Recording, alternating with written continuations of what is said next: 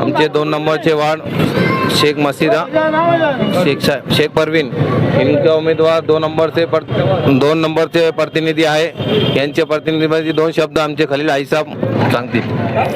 आज रोजी ward number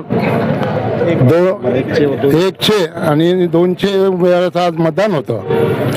तो आमची उमेदवार होती मशिरा शेख परवीन. हे प्रचंड मतानं निवडून येणार आहे ही सीट. आणखीन इथे जे तो मतदान जे झाला तर मोमेडियन समाजाचा जास्त मतदान होता, राजपूत समाजचा होता, बाकी दुसरे लोकांचा बी होता. पण आमचे बोरनारे सर जे आमदार आहे त्यांचा एवढा कार्यकर्ता आहे, कार्य आहे, त्यांना एवढं काम करेल गावात ते कोणत्या समाजाला त्यांना असं ठेवलं नाही तर त्यांचं काम नाही झाला म्हणून. आणि ते बोलणारे सरचे सगळे लोकांवर आशीर्वाद आहे त्यांचा आणि आमचा पण त्यांच्यावर आशीर्वाद आहे. आणि ते आमचे संजू भाऊ उद्या जे 12 वाजता पहा तुम्ही 100% काळी जागरावरची रेस आहे तर संजू भाऊ निवडून येणार सकाळी. हे आम्ही आमच्या सगळ्याच्या वतीनं सांगत होतो. मला संजू भाऊ बोलणारे हे निवडून येणार आहे. आणि आज जे तो मतदान झाला इथे बी आम्ही लीडच घेणार आहे. आणि आमचा मशिरा शेख परवीन हे बी निवडून येणार आहे. हे आम्ही तुम्हाला काळी जागेवरची रेस तुम्हाला मारून देतो. जय हिंद, जय महाराष्ट्र. आमचे आमच्यात नेता भाऊ 2 शब्द सांगतील. आजची जी निवडणूक होती खऱ्या अर्थाने थोडं चलो मुंबई आजची निवडणूक जी आहे ते खऱ्या अर्थाने विकासावर होती आणि विकासाला लोकांनी खूप प्रतिसाद दिला. आणि अपेक्षापेक्षा हे जे भरघोस मोठा गॅप पडला 10-15-20 दिवसाचा तर प्रतिसाद एवढा काही वाटत नव्हतं. पण जनतेने भरभरून प्रतिसाद दिलं आणि प्रतिसादाच्या नंतर जे वोटिंगची टक्केवारी आकडे बघता त्या हिशोबानं उद्याचा निकाल बी निश्चितच शिवसेना रमेश पाटील बोरनारे सर यांच्या बाजूनं लागणार आहे. त्यांच्या संपूर्ण पॅनल नगरसेवकांचा व नगराध्यक्षाचा श्रीमान संजीव भाऊ बोरनारे सर यांचा विजय आजचे लोकांची धावपळ आणि ते सगळ्या बघता आज 100% आम्हाला खात्री झाली की उद्याचा निकाल हे निश्चितच रमेश पाटील बोरनारे सर यांच्या बाजूने लागन. आणि आज आमची जी उमेदवार होती 1 नंबर प्रभागाची मशिरा शेख परवीन या मुलीनं खूप मेहनत घेतली आणि सरांचा प्रचंड आशीर्वाद त्यांना होता आणि कार्यकर्त्यांनी त्यांचं एक जुमानी काम केलं आणि त्यांचा विजय 100% निश्चित उद्या होणार. जय महाराष्ट्र. आमचे नेता भाऊ आमचे 500 भाऊ 2 शब्द सांगतील. आजच्या या निवडणुकीत सर्वात प्रथम तर मी सर्व जनतेचा आभार मानील. तरी त्यांनी भरभरून मतदान दिलं आम्हाला शिवसेनेला आणि आमचे उमेदवार दोन्ही संजू भाऊचं बी बोलायचं काम नाही. प्रथम मतदान निवडून येईल ते 1,500ची लीड त्यांना. त्याच्यानंतर आमचा 3 नंबरचा उमेदवार मिरान हा पण निवडून येतोय आणि वार्ड नंबर 1चे पारस भाऊ आणि मसिरा एक अशफाक साहेब हे यांची मुलगी आहे, ही पण निवडून येऊ राहिली.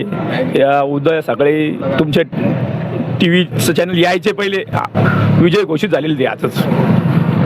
बस एवढे बोलून माझे 2 शब्द संपतो. आमचे मिरान भाऊ 2 शब्द सांगतील. आज वार्ड क्रमांक 1 व 2ची वोटिंग होती आणि 1 मधून आमच्या पक्षाची अधिकृत उमेदवार शेख मसिरा परवीन मोहम्मद अशफाक हे होते आणि आम्ही सकाळपासून त्यांच्यासाठी काम करत होतो. तर आम्हाला तर असं दिसत आहे की प्रतिसाद जनतेचा शिवसेनाच्या सोबतच आहे.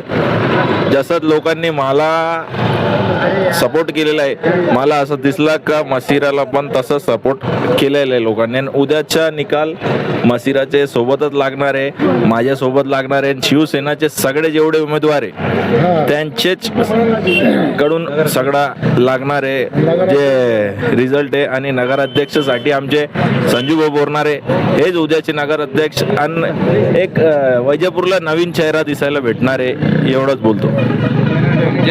फरहान भाई 2 शब्द सांगतील. आमचे शिवसेना पक्षाचे नगरसेवक पदाचे उमेदवार शेख मसिरा परवीन क्या बोला मोहम्मद अशफाक नाही आम्ही कोण माहिती नको प्रतिनिधी नगरसेवक उमेदवार हो बोला ना. मतदानाचा पार पडला. मतदान पार पडला. आमचे 1 नंबरचे उमेदवार वकील साहेब 2 शब्द प्रतिनिधीला सांगतील. नमस्कार. आपले वार्ड नंबर 1चे उमेदवार मसिरा अशफाक शेख हे उमेदवार उभे होते. त्यांची निशाणी धनुष्यबाण होता आणि आजचं इलेक्शन हे खरं लोकशाही मार्गाने अगदी व्यवस्थित शांतपणे झालेलं आहे आणि त्यामुळे लोकशाहीचं आज महत्त्व सगळ्यांनाच कळलेलं आहे की लोकशाही कशी आहे आणि लोकशाही पद्धतीने कसं मतदान व्यवस्थित आणि कोणत्याही प्रकारचे धांदील वगैरे न होता हे झालेलं आहे.